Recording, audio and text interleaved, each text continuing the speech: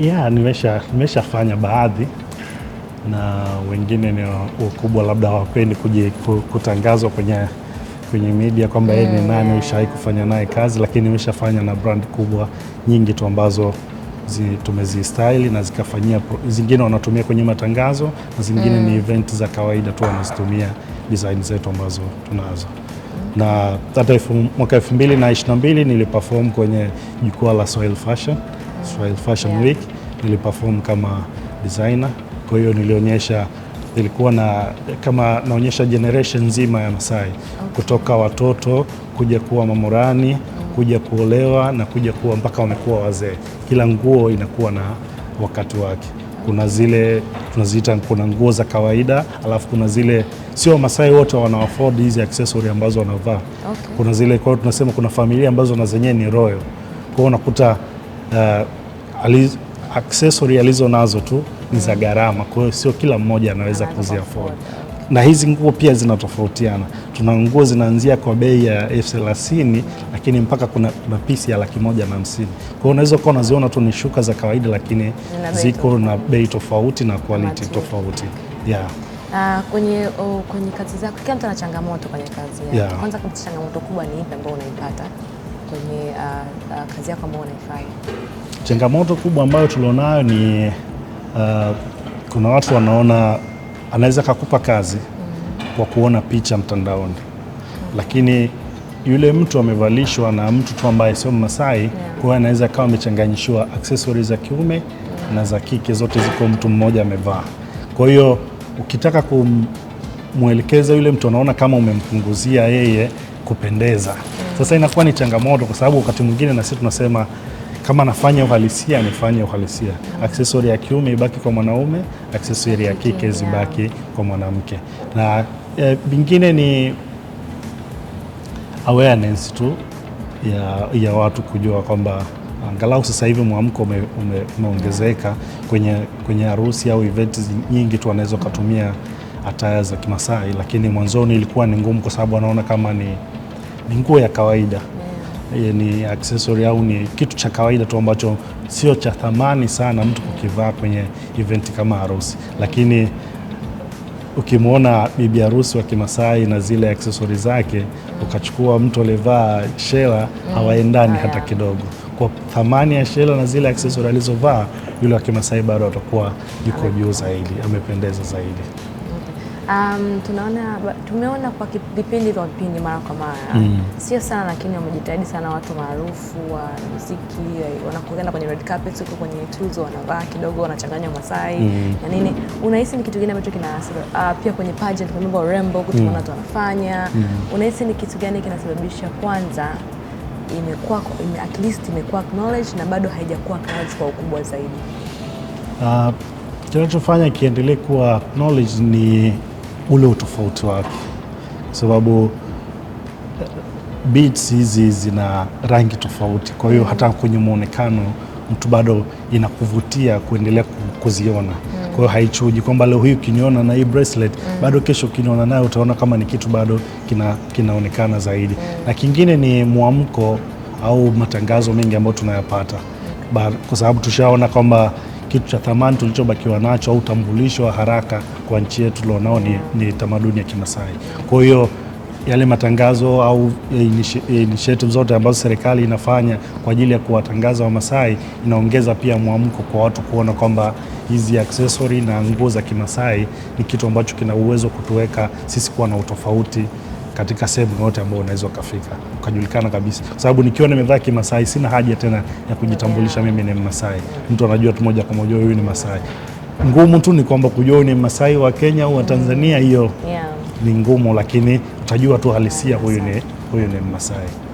So a brand ya nguo za Kimasai unahisi inaweza kufika ikawa brand kubwa sana Tanzania, lakini pia kimataifa huko duniani, kwa sababu tunajua Tanzania tunawakilisha most of the time. Tanzania kiambayo ni sehemu ambayo nguo ya nchi yake itavaa nguo ya Kimasai. So unahisi inaweza ikafika level ikawa ni brand kubwa kwa Tanzania na kimataifa? Inaweza kwa sababu kama nilivyokuambia ni utambulisho ambao hauhitaji maelezo mengi. Kwa hiyo vyovyote vile ambavyo mtu atavaa iwe ni accessory au wamevaa nguo za Kimasai kwa ujumla, ni utambulisho wa urahisi wa wewe kuonekana una utofauti sehemu yoyote. Alafu kikubwa zaidi ni nguo za heshima ambazo unaweza kuzivaa sehemu yoyote. Kwa hiyo sio kwamba unaweza kusema hizi ina designs ambazo unaweza usizivae labda ofisini au usizivae. Kwa hiyo unaweza ukawa nazo na ukavaa sehemu yoyote na bado ukaendelea kutambulika na heshima yako ikabaki iko pale pale. Kwa hiyo ni brand au ni tukizidi kupambana na kufanya kazi, ni naweza ikawa ni moja ya vazi ambalo bado litasimama zaidi kwa muda mrefu zaidi. Okay. So, umeshafanya kazi na watu mbalimbali, watu wa kawaida, watu ambao wana influential, watu wenye power na nini. Unahisi experience gani ambayo ushawahi kufanya toka umeanza kufanya kazi huwezi kuisahau?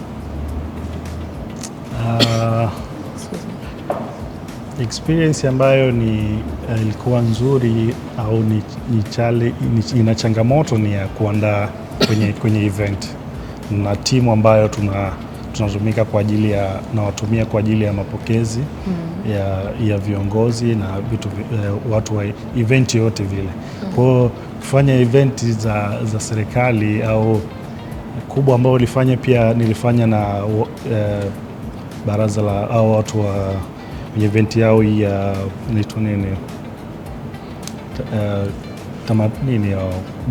bodi ya utamaduni ile nilifanya nao kwenye mapokezi na kwenye kutangaza ile event yao ambao wanafanyaga Mlimani City.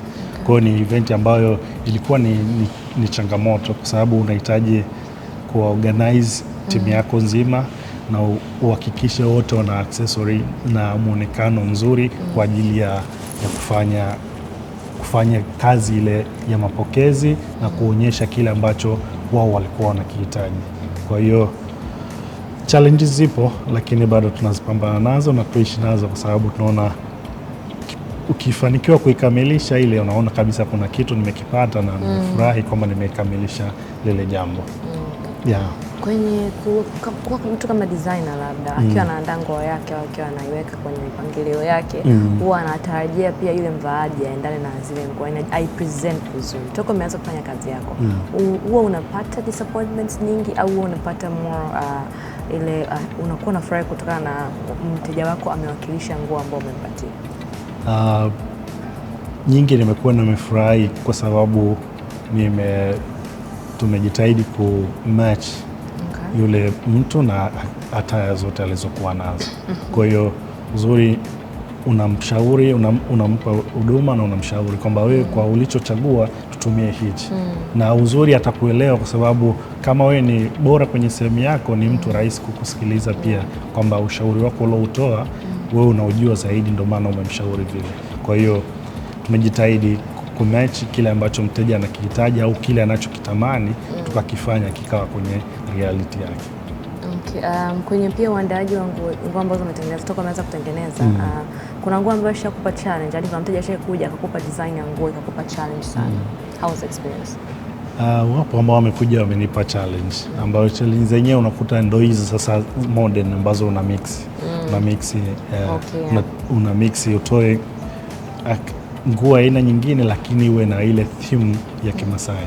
Kwa hiyo zipo challenge nyingi ambazo tunakutana nazo, kwa sababu ushaamua kufanya kazi ya designing bora, yani ukifanikisha kile kitu mteja akiridhika, ndio unaona thamani ya kile ambacho umekifanya kwamba kiko vizuri au umekosea wapi.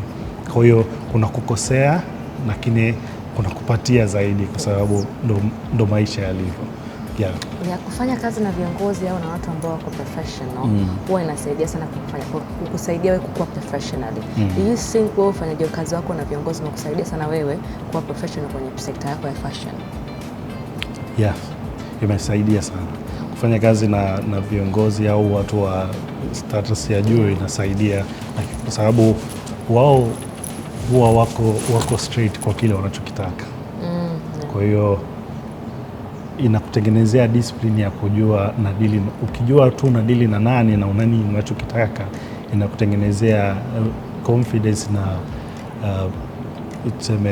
njia nzuri ya wewe kusimama nao, kwa sababu unajua wao ndo wanaokuuza kiurahisi. Ukifanya kazi na hao watu wakubwa, kama ni corporate au ni viongozi wakubwa, wao watakuwa refer kwa mtu mwingine kwa kile ambacho umekiproduce kwake. Kwa hiyo huwa tunaweka heshima na nguvu, jitihada ya ziada kuhakikisha hawa wanaridhika ili waweze kuturifaa kwa watu wengine. Okay. Na pia umefanya kazi kwenye matamasha makubwa, pia umefanya kazi na watu wakubwa. Ni tamasha gani kubwa ambalo lilifanya whether ni mwanzoni au sasa ambalo uliona kabisa okay, hicho ambacho nakifanya kinakuwa? Ni tamasha lipi ambalo nakukumbusha hicho kitu? Moja ni Swahili Fashion. Okay. Baada ya kufanya Swahili Fashion 2022 iliniongezea kufahamika na kujulikana zaidi kwamba ni nini ambacho nakifanya au nimebezi wapi, kwa sababu designers ni wengi, lakini wewe umejitofautisha na nini? Mimi nimejitofautisha kudili na mavazi ya Kimasai na accessories za Kimasai. Kwa hiyo vile ilinifungulia pia njia kuona kwamba nimechagua kitu sahihi, na hichi nikiendelea nacho nitaendelea kuwa kwenye mazingira mazuri zaidi. Pengine pia nishawahi kufanya kazi na walikuwa wanaitwa Masai Festival, nilikuwa nafanyikaga Arusha, pia nifanya nao kazi kule. Sasa unakutana na wale wenye kabila lao sasa, wengi walikuwepo pale. Kwa hiyo haikuwa ni ngumu sana, kwa sababu unafanya kazi na watu ambao wanafahamu nini ambacho kinaendelea pale. Ukiachana kupanda kwenye majukwaa ambayo umeongelea wewe, vipi sasa tutegemee wewe kuwa na jukwaa lako ambao utapata nafasi ya kushowcase labda kila kitu ambacho unatamani kushowcase ambacho kina represent culture ya Masai?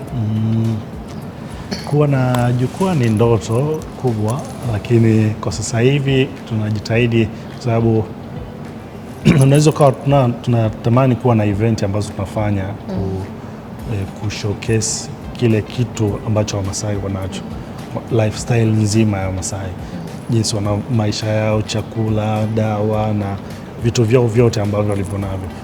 Natamani sana kuwa na event kama hiyo ambayo unaifanya, ambayo inaweza kuweka awareness kiurahisi sasa na kuweza kuendelea kufungua picha au mwanga zaidi kwa Wamasai, kwa sababu sisi ambao tumefanikiwa kufanya hii kazi tunawakilisha wengi ambao wanaifanya hii kazi ambao hawafahamiki, wako nyuma ya hizi. Wanaotengeneza hizi beats ni wamama ambao sio rahisi wewe kuwajua, lakini wao ndio wanaofanya kazi kubwa ya sisi kuonekana tunafanya hii kazi, kumbe ni support ya watu wengine. Kwa hiyo kutamani kuwa na hayo matamasha itasaidia hao ambao hawafahamiki, wako nyuma ya hichi tunachokionyesha sisi, na wenyewe kupata exposure na kujua thamani ya kile ambacho wanakizalisha na wanapambana nacho siku kwa siku, na kuweza pia kupata Wamasai wengine wanaofanya hizi kazi iwe rahisi na wenyewe kutambua kwamba kumbe design za sasa hivi modern ziko hivi, au tufanye nini